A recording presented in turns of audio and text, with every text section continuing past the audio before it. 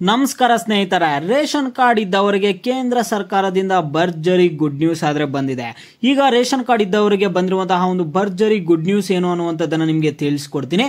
ಇದು ಕೇಂದ್ರ ಸರ್ಕಾರದ ಕಡೆಯಿಂದಾನೇ ಬಂದಿರುವಂತಹ ಅಪ್ಡೇಟ್ ಆಗಿದೆ. ಈ ಒಂದು ಅಪ್ಡೇಟ್ ಬಗ್ಗೆ ನೀವು ತಿಳ್ಕೊಳ್ಳೋದಕ್ಕಿಂತ ಮುಂಚೆ ಯಾರ ಚಾನಲ್ಗೆ ಇನ್ನೂ ಸಬ್ಸ್ಕ್ರೈಬ್ ಮಾಡ್ಕೊಂಡಿಲ್ಲ ಈಗಲೇ ಚಾನಲ್ಗೆ ಪಟ್ ಅಂತ ಸಬ್ಸ್ಕ್ರೈಬ್ ಮಾಡ್ಕೊಳ್ಳಿ. ಮತ್ತೆ ವಿಡಿಯೋಗೊಂದು ಲೈಕ್ ಆದ್ರೆ ಕೊಡಿ. ನೀವು ಕೂಡ ಸಬ್ಸ್ಕ್ರೈಬ್ ಲೈಕ್ ಇಂದ ನಿಮ್ಗೆ ಇದೇ ರೀತಿ ಕಂಟಿನ್ಯೂಸ್ ಅಪ್ಡೇಟ್ಸ್ ಆದ್ರೆ ಸಿಗ್ತಿರುತ್ತೆ. ಈಗಾಗಲೇ ಯಾರು ಸಬ್ಸ್ಕ್ರೈಬ್ ಲೈಕ್ ಮಾಡಿ ವಿಡಿಯೋ ನೋಡ್ತಿದ್ದೀರೋ ಎಲ್ಲರಿಗೂ ನನ್ನ ಒಂದು ಹೃದಯ ಧನ್ಯವಾದಗಳು. ನೋಡಿ, ಕೇಂದ್ರ ಸರ್ಕಾರದಿಂದ ಬಡ ಜನತೆಗೆ ಗುಡ್ ನ್ಯೂಸ್. ಈ ಯೋಜನೆಯಡಿ ಸಿಗಲಿದೆ ಪ್ರತಿ ಕುಟುಂಬಕ್ಕೆ 10 ಲಕ್ಷ ರು. ನೋಡಿ, ಈ ಒಂದು ಯೋಜನೆ ಅಡಿಯಲ್ಲಿ ಪ್ರತಿ ಕುಟುಂಬಕ್ಕೆ 10 ಲಕ್ಷ ರು ಆದ್ರೆ ಸಿಗಲಿದೆ. ಇದು ಯಾವ ಯೋಜನೆ? ಈ ಒಂದು ಯೋಜನೆ ಅಡಿಯಲ್ಲಿ ಯಾವ ರೀತಿಯಾಗಿ 10 ಲಕ್ಷ ರು ಹಣ ಸಿಗುತ್ತೆ ಏನು ಅನ್ನುವಂಥದ್ದನ್ನ ನಿಮ್ಗೆ ತಿಳಿಸ್ಕೊಡ್ತೀನಿ. ನೋಡಿ, ಇಲ್ಲಿ ನೀವೆಲ್ಲೂ ವಿಡಿಯೋ ಸ್ಕಿಪ್ ಮಾಡಬೇಡಿ, ನಿಮ್ಗೆ ಅರ್ಥ ಆಗಲ್ಲ, ಕೊನೆವರೆಗೂ ನೋಡಿ.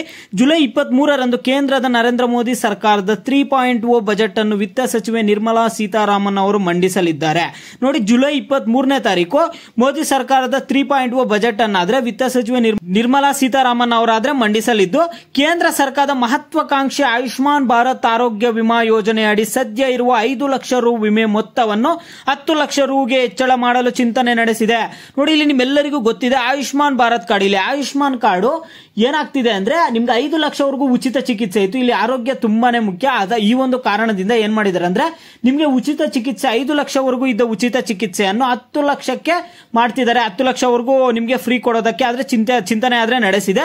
ಇಲ್ಲಿ ನಿಮ್ಗೆ ಜುಲೈ 23ನೇ ತಾರೀಕು ಬಜೆಟ್ ಮಂಡನೆಯಲ್ಲಾದ್ರೆ ಅಫಿಷಿಯಲ್ ಆಗಿ ನ್ಯೂಸ್ ಆದ್ರೆ ಔಟ್ ಆಗುತ್ತೆ. ನಿಮ್ಗೆ ಜುಲೈ 23ರಂದು ಕೇಂದ್ರ ಹಣಕಾಸು ಸಚಿವೆ ನಿರ್ಮಲಾ ಸೀತಾರಾಮನ್ ಅವರು ಮಂಡಿಸುವ ಬಜೆಟ್ ನಲ್ಲಿ ನಿಮ್ಗೆ ಅಧಿಕೃತ ಘೋಷಣೆ ಹೊರಬೀಳಲಿದೆ ಎನ್ನಲಾಗಿದೆ. ಸದ್ಯ 16ರಿಂದ 59 ವರ್ಷದೊಳಗಿನವರು ಈ ಯೋಜನೆಯಡಿ ವಾರ್ಷಿಕ 5 ಲಕ್ಷ ರು ಆರೋಗ್ಯ ವಿಮೆಗೆ ಪ್ರತಿ ಕುಟುಂಬಕ್ಕೆ ಅರ್ಹರಾಗಿದ್ದಾರೆ. ಈ ಯೋಜನೆಯ ಮೊತ್ತವನ್ನು 5 ಲಕ್ಷ ರೂಪಾಯಿಯಿಂದ 10 ಲಕ್ಷ ರೂಪಾಯಿಗೆ ಏರಿಕೆ ಮಾಡುವ ಸಂಬಂಧ ಕೇಂದ್ರವು ಇಲ್ಲಿ ಚಿಂತನೆ ಮಾಡಿದೆ ಎಂದು ವರದಿಯಾಗಿದೆ. ಸದ್ಯ ಬಡವರಿಗೆ ಆಯುಷ್ಮಾನ್ ಭಾರತ್ ಯೋಜನೆಯಡಿ 5 ಲಕ್ಷ ರೂಪಾಯಿವರೆಗೆ ಉಚಿತ ಚಿಕಿತ್ಸೆ ಪಡೆಯಲು ಅವಕಾಶವಿದೆ. ಅರ್ಜಿ ಸಲ್ಲಿಸುವುದು ಹೇಗೆ? ಹಾಗಾದ್ರೆ ಅರ್ಹರು ಅರ್ಜಿ ಸಲ್ಲಿಸಲು ತಮ್ಮ ಹತ್ತಿರದ ಸಾರ್ವಜನಿಕ ಸೇವಾ ಕೇಂದ್ರಕ್ಕೆ ಭೇಟಿ ನೀಡಬಹುದು. ಇಲ್ಲಿಗೆ ಹೋಗುವ ಮೂಲಕ ನಿಮ್ಮ ಅರ್ಹತೆಯನ್ನು ಪರಿಶೀಲಿಸಲಾಗುತ್ತದೆ ಮತ್ತು ನಿಮಗೆ ಸಂಬಂಧಿಸಿದ ದಾಖಲೆಗಳನ್ನು ಪರಿಶೀಲಿಸಲಾಗುತ್ತದೆ. ನಂತರ ಪರೀಕ್ಷೆಯು ಸರಿಯಾಗಿದೆ ಎಂದು ಕಂಡು ಬಂದಾಗ ಅರ್ಜಿಯನ್ನು ಮಾಡಲಾಗುತ್ತದೆ.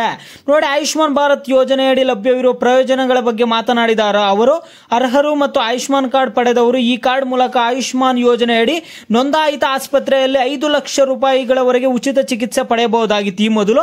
ಇನ್ನು ಮುಂದೆ ನೀವು 10 ಲಕ್ಷವರೆಗೂ ಕೂಡ ಉಚಿತ ಚಿಕಿತ್ಸೆ ಆದ್ರೆ ಪಡೆಯಬಹುದಾಗಿರುತ್ತೆ.